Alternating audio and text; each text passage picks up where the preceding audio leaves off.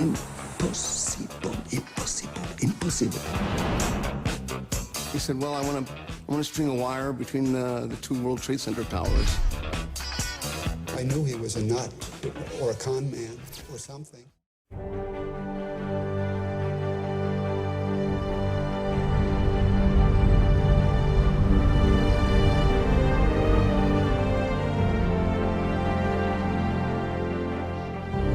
As a child, I loved to climb. Nobody could stop me. If you want something, nothing is impossible.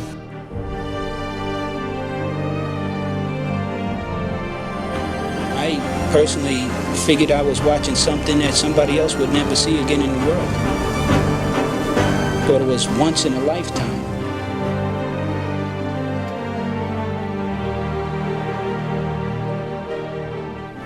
Somebody out there in a tightrope walk between the two towers of the World Trade Center, right at the tippy top.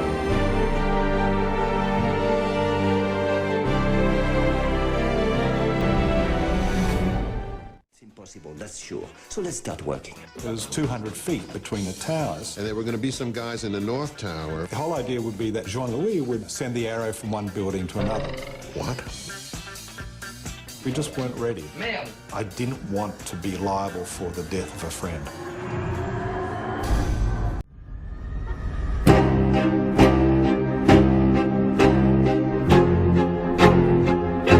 Officer Myers and I observed the tightrope dancer because you couldn't call him a walker.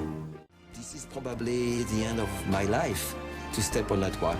Death is very close. Et donc je criais, regardez, regardez, et il a salué. We got it from the Port Authority that it took about 3 days to rig it up. I'd say it's about $1,000 worth of cable, and the rigging outfit itself, it's magnificent the way he did it. Philippe a fait des provocations, bien sûr, puisque c'est son travail, hein, c'est son caractère en plus. C'est-à-dire qu'il se rapprochait et les gardiens voulaient le saisir, ou les policiers, je ne me souviens plus si c'était policier. Et là, à ce moment-là, il faisait demi-tour, donc devenait inaccessible, puisque les gardiens n'allaient pas monter sur le câble. When he got to the building, we asked him to get off the high wire, but instead he turned around and ran back out into the middle. Everybody was spellbound in the watching of it. When we observed to the fact that he wasn't about to come in because he seemed to be enjoying it so much, we mentioned the fact to his associate that if he did not come in, we would have a helicopter pluck him up off of the wire. At which time his associate spoke to him in French, being that he's a Frenchman. Philippe! You know? And he said, the police are going to dislodge you and you should stop. And I was madly enraged by that, but also it saved my life. Approximately halfway between the two towers, and started to smile and laugh, and he started going into a dancing routine on the high wire. He then went down to one knee, and we stepped to the background. I said for everyone to be quiet. And at this time, he laid down on the high wire and, you know, just lackadaisically rolled around on the wire like. He got up, he started walking and laughing and dancing, and he turned around and ran back out into the middle. He was bouncing up and down, his feet were actually leaving the wire, and then he would resettle back on the wire again. Unbelievably, really, to the point that everybody was spellbound in the watching of it. They don't know how to react to a daydreaming wire walker laying down and dialoguing with a seagull, so they were really mad. During the walks, I had a sense of dancing on top of the world. I had a sense of having a communion with the city of New York, represented by the crowd below. I had a sense of having stepped in otherworldly matters. At some point in one of the crossing, I lay down on the wire and looked at the sky, and I saw a bird above me. And again, because of my sense were decuplated, I could see that bird pretty high up, and I saw the eyes were red, and I thought of the myth of Prometheus there. But the bird was circling and looking at me as if I was invading his territory, as if I was trespassing, which I was.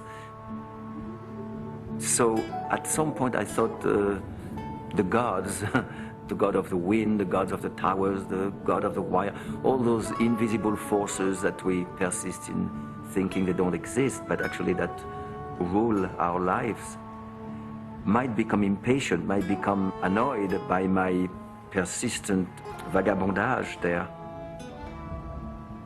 So my intuition told me it was time for me to close the curtain of this very intimate performance. It was a walk between me and the towers, and I landed on the same tower from which I started, the South Tower, and then I had the octopus of the authority, you know, grabbed me by their hundreds of arms.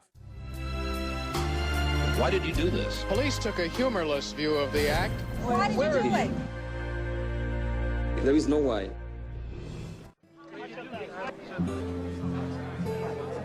When he came in off the wire, Petit was immediately taken into custody and rudely manhandled down into an underground police station deep beneath the South Tower, where he was formally charged with no fewer than 14 misdemeanors, including criminal trespass, disregarding police orders, reckless endangerment, and performing without a permit. Then he was besieged by an army of admiring reporters. Weren't you afraid up there at all? I was not afraid, but I was just looking what I have in front of me. I have really something which was huge and incredible, you know. So afraid not, but living more than 1,000%. So perhaps that's close to afraid, I don't know. But at the same time, I was happy. You need dreams to live. It's as essential as a road to walk on and as bread to eat. I would have felt myself dying if this dream would have been taken away from me by reason. The dream was as big as the towers. There was no way it could be taken away from me by authority, by reason, by destiny. It was really anchored to me in such a way that life was not conceivable without doing this.